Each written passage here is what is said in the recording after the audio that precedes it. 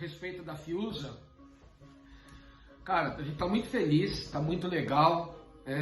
Semana passada, efetivamente, as campanhas foram pro ar, já com impulsionamento, já assim, mudou completamente o cenário. O WhatsApp não para, as meninas não estão tendo fôlego para parar, tá toda hora. A gente está correndo já atrás de uma estagiária para ficar só nessa resposta, senão vou começar a ter problema de atendimento.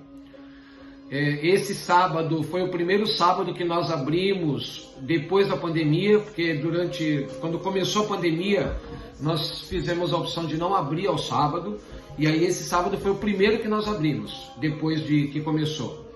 E o meu movimento antes da pandemia de sábado sempre foi bem medíocre, para te falar a verdade, o movimento de sábado aqui na loja.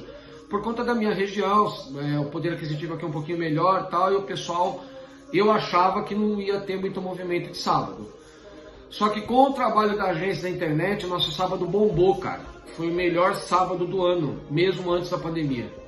Com vendas convertidas. E todos os clientes que nós atendemos no sábado foi via internet, não foi via porta de loja. Vendemos pneu, vendemos serviço, carro agendado para segunda.